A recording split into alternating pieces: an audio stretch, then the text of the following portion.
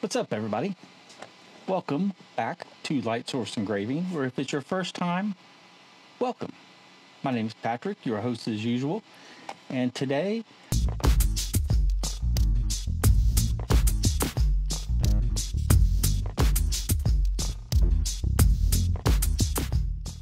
I'm making two items. These two items will be going on a trip with me. They will be going on a trip next week when I meet my friend Rich, also known as the LA Hobby Guy, in person at the Lightburn Experience. He commissioned me to make these two items for him, so they're going to go along for the journey. And I thought I would share my journey making these items with you. So let's just jump right into Lightburn. I'll show you the hat patch first, then I'll show you the hat patch on the hat press, then I'll show you Lightburn and the second project that I'm making, and then show you that project on the laser. But hang around for the second one because it's pretty cool. I think you'll like it. Let's jump into Lightburn. All right, so we're set up in Lightburn with the LA Hobby Guy logo. I'll be running this on my CO2 Galvo. My CO2 Galvo is made by Noah Laser. It is a 30-watt long Yongli source with a 6x beam expander, 175mm lens. The first layer we'll be running is just a fill layer at a speed of 500, power of 15, frequency of 20. That'll do the engrave. And then we'll cut it on the CO2 Galvo, running a speed of 40, power of 50, frequency of 20. And this will cut that leatherette in one pass, and it'll make it through the leatherette and the adhesive. So leatherette and adhesive cut through in one pass with the CO2 Galvo. It is important to run air assist with the CO2 Galvo when you're cutting leatherette, leather, other materials, as you will get flare-ups and you'll need the air assist to tame those flare-ups.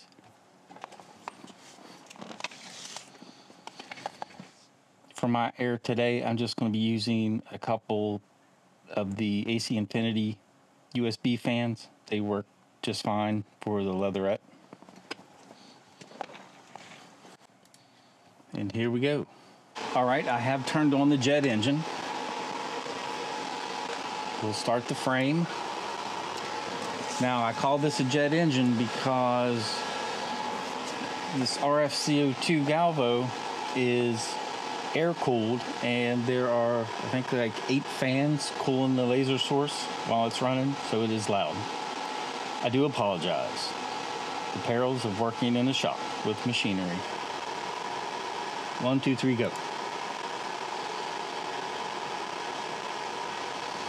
And this doesn't take too long to engrave. CO2 Galvo does a great job on the JDS leatherette that has the foil backer underneath. It always looks nice. Again, 30-watt CO2 Galvo, 175mm lens, 6x expander. And you can see the edge of the USB fan there. Let's zoom out, and then you can see I've got the USB fan right there beside where the laser is running. All right, now let's zoom in again.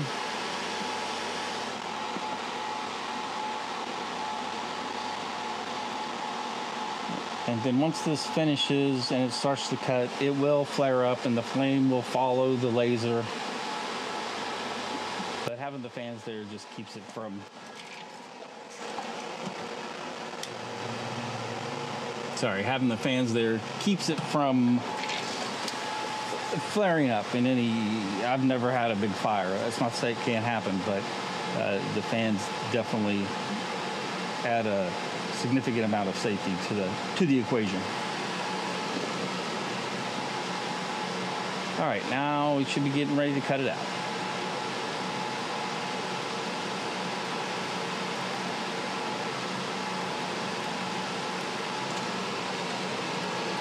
And just like that, we have our leatherette patch, and it is done. Now it's ready to go on the hat.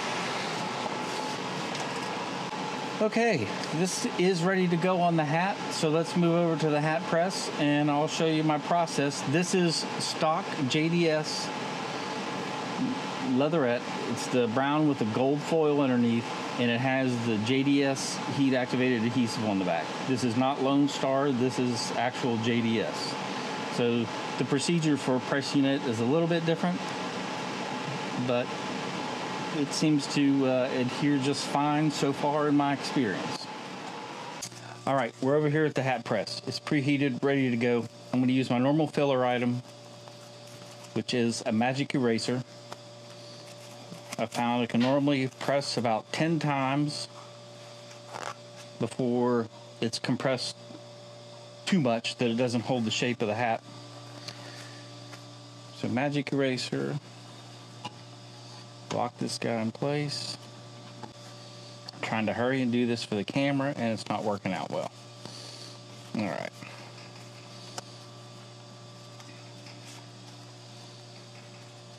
I just want to center this guy up.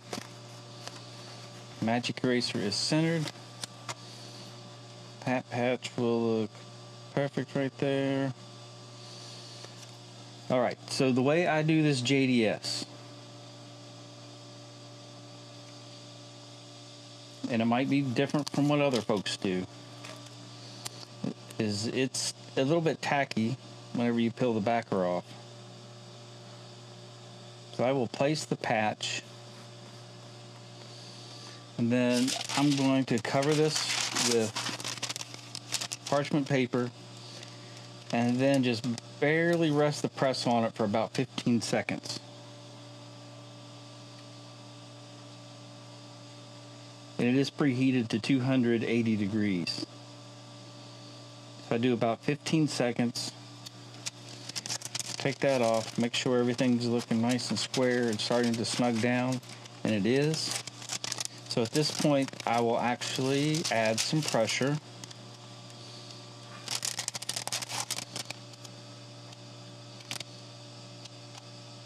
I can normally tell pressure is being added just by watching the bill of the hat move a little bit. So as soon as I see that bill start to move a little bit, I'll know that it's getting an adequate amount of pressure.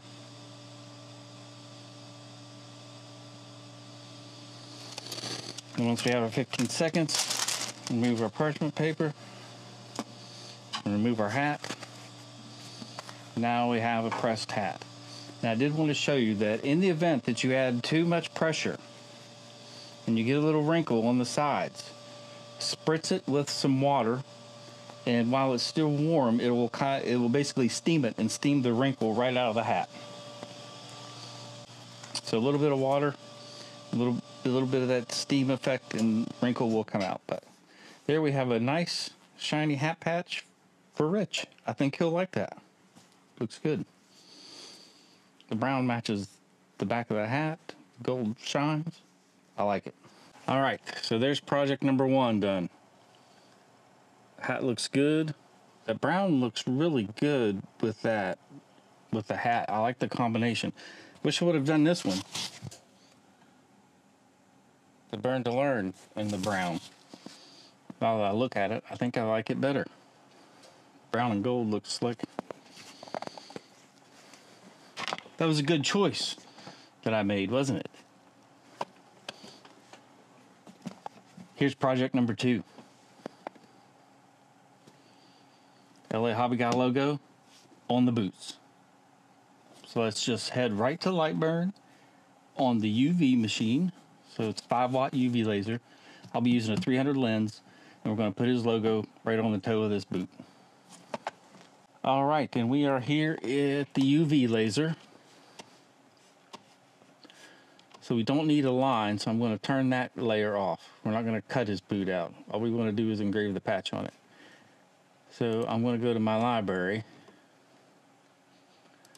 and pick my dark mark. And that is a speed of 500, frequency 40, Q pulse of 5, line interval 0.025.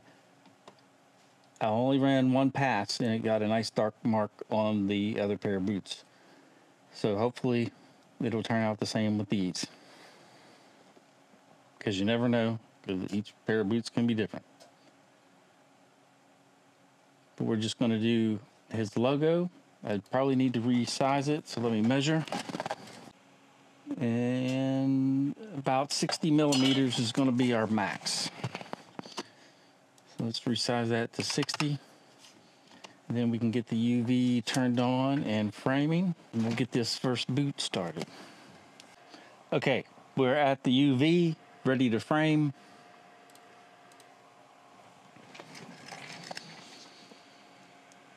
Get this lined up. And I think make that just a little bit bigger.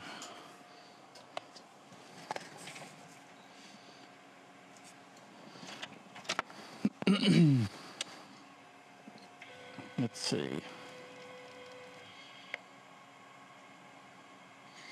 Using my handy dandy focal stick. Let's see.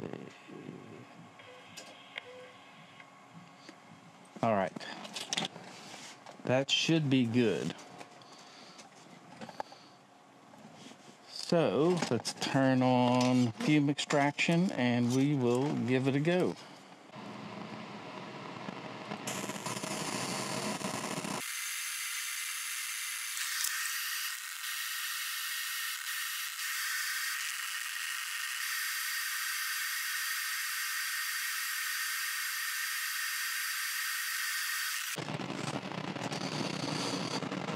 All right, folks, there's boot number 1. Let's get boot number 2 done and then take a look at the boot and the boots and the hat together and see how we're doing.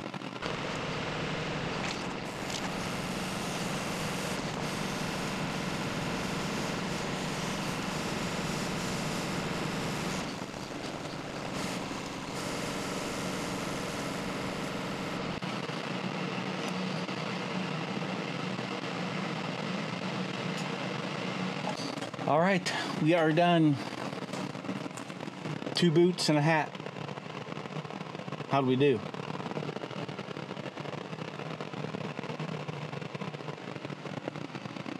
Here's your 2 boots.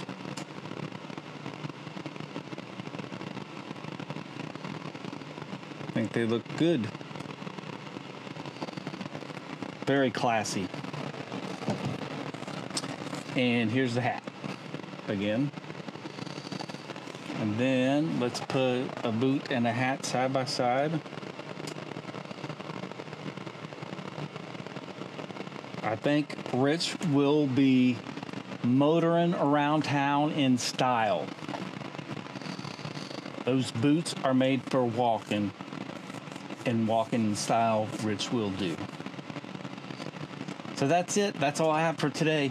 Thank you for watching. I appreciate it. Thanks for patrons for making these videos possible. Thank you, Rich, for trusting me to make some items for you, especially with your expensive pair of boots. I do appreciate that. I have not shown Rich a picture of these boots or the hat yet, so be sure and share this far and wide. Share it on your socials. I want him to see it via YouTube first and be notified that his products are done and ready for delivery, hand delivery next week. That's it. Thanks again for watching. I truly appreciate it. Everybody, have a great weekend. Thank you.